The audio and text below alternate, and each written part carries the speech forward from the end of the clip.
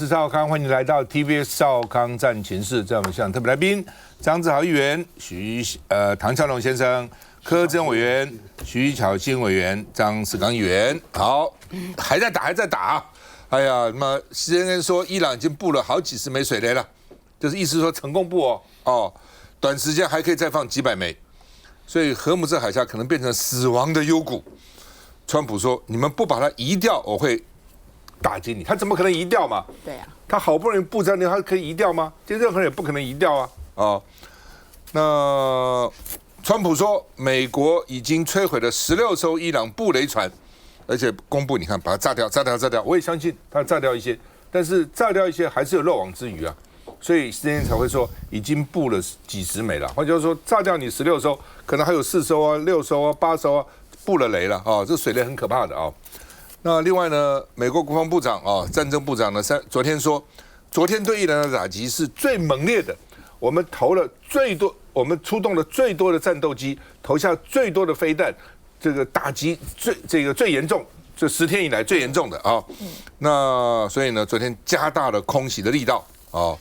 那另外呢，美国也这个公布他们140个人受伤啊，死了7个嘛，140个受伤。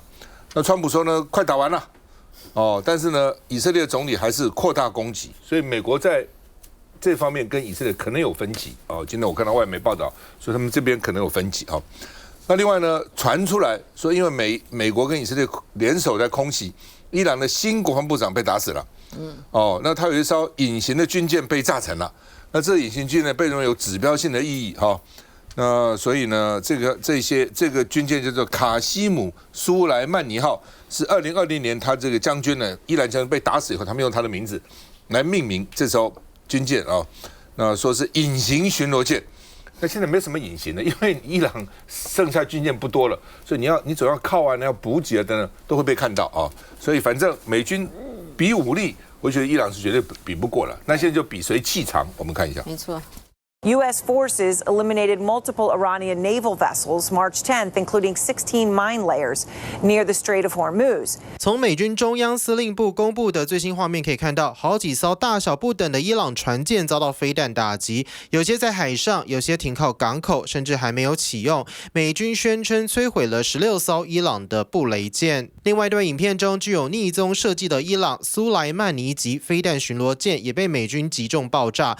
这场空袭发生在周日的伊朗班达尔伦格港，这些行动都是为了确保荷姆兹的石油海运恢复。Sources telling CNN that Iran is now laying mines in the Strait of Hormuz, which of course is perhaps the world's most crucial waterway when it comes to oil, gas, chemicals, all of the things that makes the world run. It's whereas the Iranians are warning that they are the ones who control the Strait of Hormuz. A source close to the Iranian government telling me that the Iranians are the ones who control the taps of the world's oil supply. 美国总统川普还在社群上发文说，尚未收到伊朗在荷姆兹海峡布雷的报告，若是有的话，要伊朗立刻清除，否则伊朗将面临前所未有的军事后果。Today will be yet again our most intense day of strikes inside Iran. The last 24 hours have seen Iran fire the lowest number of missiles they've been capable of firing yet. 另外也传出伊朗的新国防部长哈塔米以及革命卫队圣城部队新的指挥官乌德阿里扎德可能上周已经双双遭到击毙，但伊朗当局尚未证实。向龙，伊朗因为他在2016年在当时的美国和在以美国主导之下呢签了核协议之后，伊朗就到今年2026年10年的时间呢，伊朗对于自己的安全战略一直在摇摆，所以他错过了非常关键的10年，没有办法去巩固呢自己的基本的安全需要。那要发展核武，要又不要的，始终都是让自己保持在距离拥有核武器还差2周的这种的条件下面，所以把气氛搞得紧张，但是呢，自己又没有办法呢，真的迈出关键的一步。好，所以这一次的冲突事件呢，基本上面美国跟以色列尤其是以色列打的是歼灭战，是要达到川普口中的三个政治目标。第一个呢，我要你无条件投降；第二个，我要你政权改变；第三个呢，新政权的领导人必须要经过我同意。这3个条件对任何国家来讲就是亡国的意思。因此，伊朗知道这个是一个歼灭战，所以伊朗呢现在打的是一个生死存亡的战争。所以他这一次，相对于呢过去呢伊朗呢周围不管他的抵抗之湖呢受到以色列或者美国的攻击的时候，伊朗这一次，我觉得他比过去的10年的任何一个时间点更抗揍，就是当被打的时候呢，他基本上面知道他参加的是一场呢不同量级但是关键性的比赛。他的对手是重量级，他必须要抗揍，所以伊朗这次呢表现的比较抗揍。那现在在谈的布雷的问题，因为最重要的是那个荷姆兹海峡。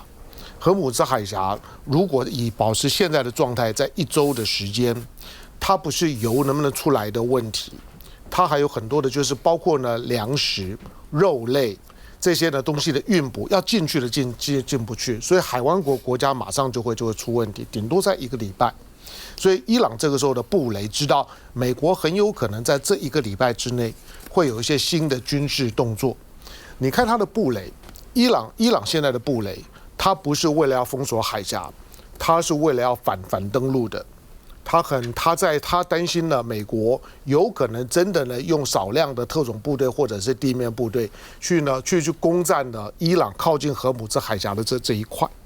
就像现在呢，在直布罗陀海峡，就地中海呢要进大西洋的直布罗陀海峡的那一块明明呢是跟西班牙连接在一起，可是西班牙管不到，那一块是英国在控制的。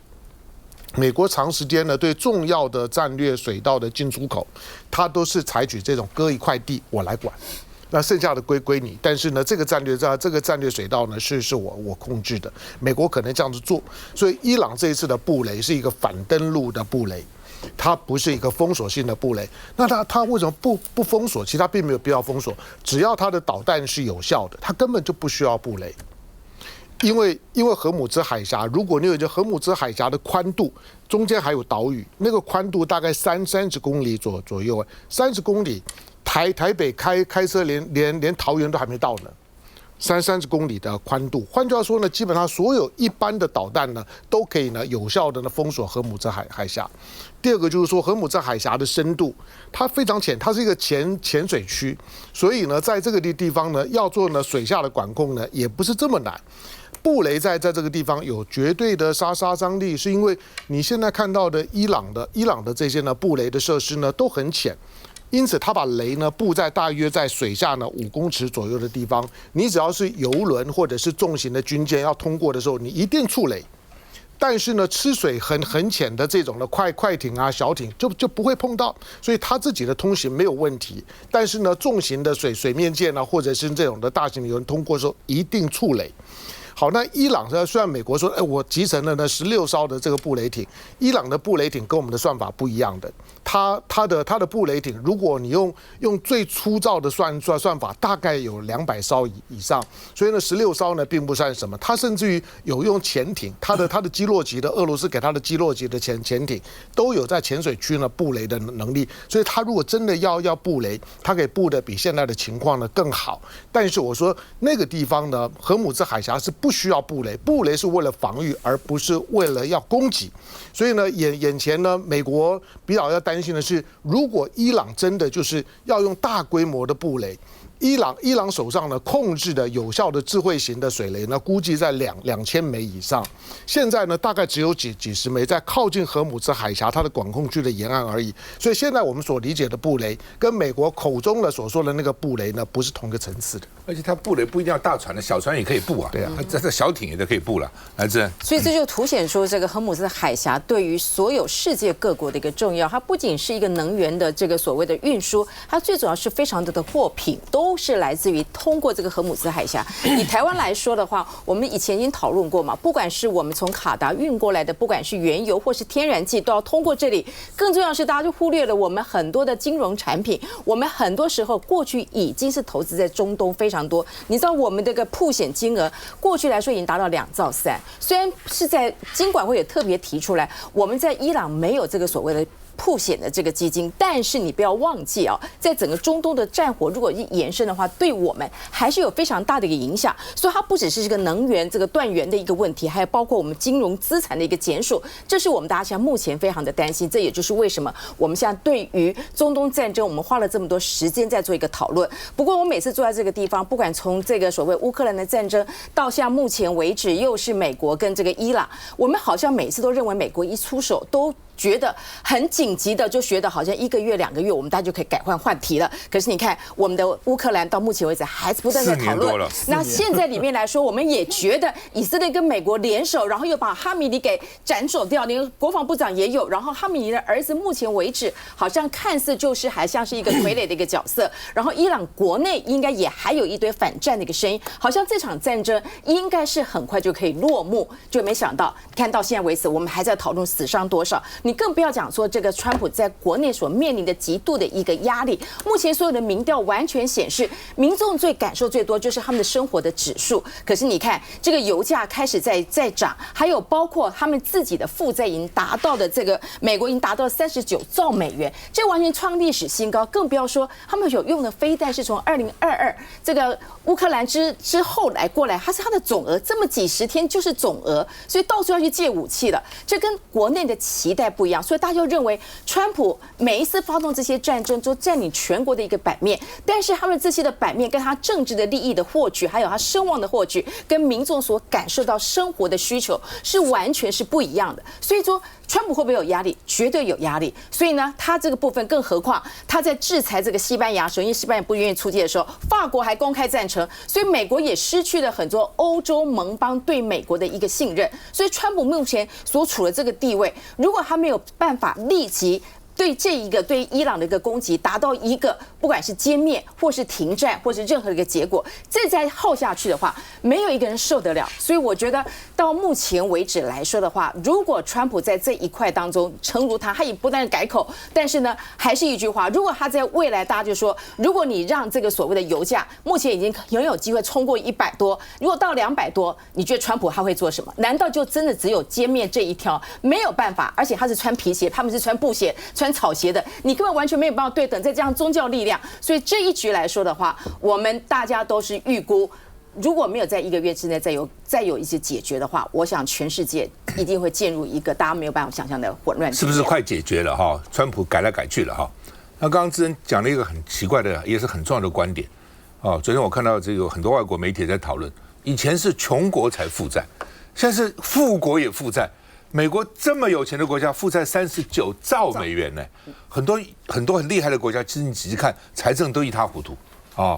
那刚刚讲说，其实我认为是战争打下来，美国失去最多的就是其他国家对他的信任，从此不再信任了。休息一下再回来。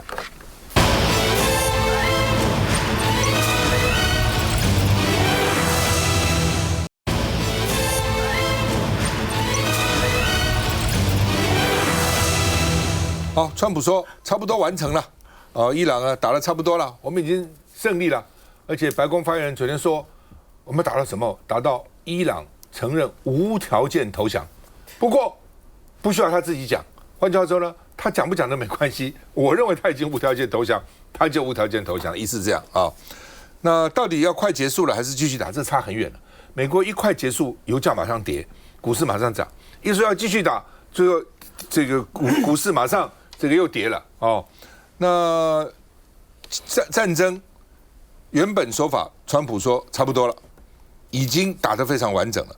但是呢，下午又说赢得还不够哦，在敌人决定性被击倒之前不会松手。那到底是怎样？伊朗军力到底是打到什么地步？早上说什么都没有了，伊朗被我们打光光，海军、雷达、发射的武器、空军都没有了。然后下午又说大幅削减，哦，大概还有10%，哦，甚至还有20%。另外呢，还有25%无人机啊，而且呢，没有海军，改成大部分海军对我们集成了，哦，所以呢，变来变去啊。另外呢，伊朗高层有没有被歼灭？原本说法，伊朗的领导阶层完全消失了，后来又抱怨，怎么还新选出一个我讨厌的人呢？他到底有没有完全被歼灭呢？啊？那这个小学不是被打吗？160几个死了哈。开始说这不是我们做的，伊朗做的，他把自己人打了，搞苦肉计啊！哦，甚至呢，伊朗使用了美制的战斧飞弹，是战斧飞弹没错，这不是我们发的，伊朗发射的啊。后来呢，记者问他，他说：“哎呀，我当时是没有掌握足够的情况了啊。那不管调查结果怎样，我愿意接受，你们调查吧。哦，反正就是这是改来改去哈。那另外呢，本来说很快结束，后来又3个原因。第一个呢，油价哦，那第二个呢，这个怕期中选举哦，第三个呢是花钱太多了哦，这几天就烧了56亿美元，所以呢，可能哦，川普又 tackle 了啊。那另外呢，英国金融时报说，全球对美国的信任受重创，就我刚讲的哦，这种信任的损害是川普没有办法修复的。就算油价最后稳定了，世界还会记得他的致命性的自豪。为什么？他就讲说，通常每个国家战争一定要是没有办法了才使用战争的哦。就像当时蒋介石不讲吗？牺牲最后不到最后关头，绝不轻言牺牲。哦，就是说一到最后，实在通通各种招都用完了，谈判啊各种才会用战争。他说，结果呢，川普偏偏选择了战争。哦，而且事实上他有其他的选择，是有其他的选择，不是没有的。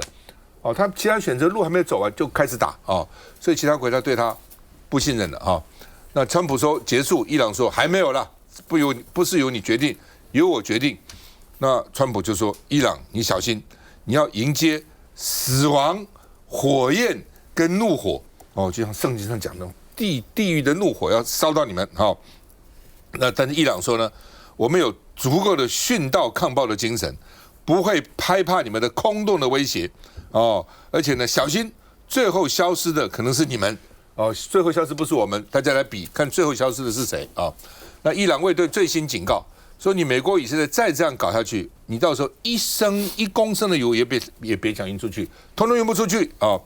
那另外呢，现在革命卫队因为推举啊，这个哈敏的第2个儿子啊、哦，那现在说他可能变成傀儡。因为更容易受到伊朗这种卫队的这种辖制啊。那另外呢，这个但是他也北韩力挺，北韩说接班儿子呢，你美国如果说去管他，就是干涉他国内政啊。所以呢，这个北韩现在力挺，因为北韩将来可能也是这样接班，事实上北韩就是这样接班的。我们看一下，美以联军轰炸伊朗，过去1周采取切片式战略，先斩首夺下制空权，进入第2阶段，目标摧毁伊朗飞弹发射装置、飞弹库存以及武器制造厂，还有无人机。战略轰炸机成为伊朗地下飞弹库存的克星，美军作战力求速战速决。But they have no Navy, they have no Air Force, they have no anti-aircraft equipment. It's all been blown up. They have no radar, they have no telecommunications, and they have no leadership. It's all gone. Most of it, see, it's died down to a trickle. They have very few launchers left. What our military has done is amazing, but the rest are going very quickly. And the missiles have been largely knocked out. But we're going to have a much safer world as soon as it's finished, and it's going to be finished pretty quickly. 恐怖的飞弹瞬间砸中伊朗军事基地附近一所女校，造成上百名学生丧命。女校被飞弹夺命的意外，川普原本称是伊朗自己打的，现在改口说要等美军调查。Numerous other nations have tomahawks. They buy them from us. But I will certainly, whatever the report shows, I'm willing to live with that report. 看准美国有死伤人数，舆论压力，伊朗试图拉更多国家下水。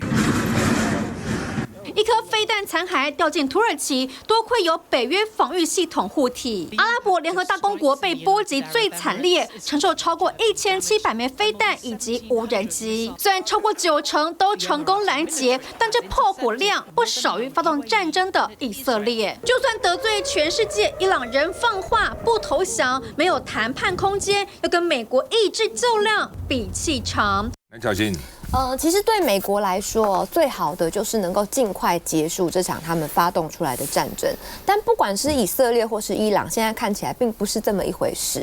那所以说，川普在整个过程当中，那也为了要降低美国社会里面对这样的一个战争发起的疑虑，包含有很多的美军受伤，那也有部分人死亡等等的情况。那他当然他开始说一些谎言。好，举例来讲呢，他讲说这个因为去炸到这个小学，然后导致100多位的小学生死亡这件事情，其实在国际社会上面来说呢是非常严重的战争罪行。那当然从川普的角度，他美国总统他想要去脱罪，好，可是事实上呢，因为这个就是很清楚的拍到了它是一个战斧飞弹。那以色列也好，或者是说伊朗也好，尤其伊朗，因为他当时是说是你伊朗自己打到自己的嘛。可是人家伊朗有没有这个武器？其实哪一国有什么飞弹，它算是公开的资讯，大家都知道的。所以既然是这个由战斧飞弹所攻击到的伊朗，那当然大家一看就知道责任是在你美国身上。怎么会川普一开始还想把这个问题推给伊朗本身呢？伊朗在我们就单讲小学的事件里面，伊朗本身就是受害者，或者我们再进一步讲，好，我们不讲政权跟政权、国家跟国家之间的战争，人民总是无辜的吧？小学生、孩子们总是无辜的吧？孩子能够选择他要出生在伊朗还是美国吗？他不能啊。那所以怎么能够让这么100多个小学生因为国家跟国家之间利益的冲突跟战火，那他们失去了生命呢？所以在这件事情上，我们没有看到川普面对这样的一个恶行，那去用谦卑的角度来看这件事情，没有看到他在战争当中对于他国的这个伤害，那有任何的怜悯之心，那反而呢很多的这种口出狂言，我觉得这都不利于美国的社会对于这次战争的这个正当性。好，所以越拖越久，只会让类似的事件暴露的越多，美国社会对川普的这个民意恐怕是会大打折扣的。而且马上有期中选举了哈，来正好。我是不觉得美国攻击伊朗这件事情是完全没有有迹可循的。在今年的1月，伊朗对自己的国民杀害的人数是36500人，36500人，一般手无寸铁的平民，他们就是对这个政权不满，他们认为经济的景气相当的差，所以他们上街抗议，然后就这样子被无情的屠杀镇压。大家想象假使1989年6月4号天安门镇压、血腥镇压之后，这个中共的这个高层突然被一个国家攻击，大家会这个时候会觉得中共这个很可怜，他们是这个受害者吗？应该不吧。如果大家还记得那个时候这种血腥的这种状况，孩子当然是受害者啊，没有错啊。但是我们现在回来要看说，这场战争对于伊朗的人民来说，甚至对于中东这些周边的国家、波斯湾的这些周边的国家来说，其实大家在这个伊朗的这个威胁之下，是很多年一直以来。刚才不是前面还是看到这个伊朗不是攻击了沙烏地阿拉伯相当多，沙烏地阿拉伯在过去这几年就已经跟伊朗的几个和那个相关的这些军火的交战好几次了。那大家其实基本上都是拿伊朗没办法，因为伊朗不断的在输出各种这些这个游击队啦，相关的这些激进的这些组织啊，在各国内部里面做这些武装的抗争、武装的冲突，不断的扩大。所以对于这些周边国家来说，你说他们对美国的信任是增加还是减少？对中东地区来说，这一次恐怕信任是增加。所以我们不能只从其他的角度来看，而不是从这个区域本身的角度来看。对伊朗的人民来说，如果没有外力的介入的话，这36000多人的死亡就会是一场空，甚或是还会再更多的增加。所以，我们如果从这个角度来看的话，伊朗这个政权是不是应该要改变？是不是应该要有一些触发的机制，让他能够不要再对自己的人民如此的暴力、如此的血腥跟无情？我一个礼拜伊朗打了2个飞弹到土耳其。土耳其是北约里面军事力量第2强的国家哈，但是被北约的防空系统拦截了啊。那土耳其说打我干嘛？而且你们其他这个北约的国家不需要你们帮忙，我自己就够了哈。那伊朗策略现在反正就这边打一下，那边打一下哈。那他希望这些国家跟美国抗议了，就是因为都是美国害我们被打啊。其实他主要想这个了哈。我们休息一下再回来。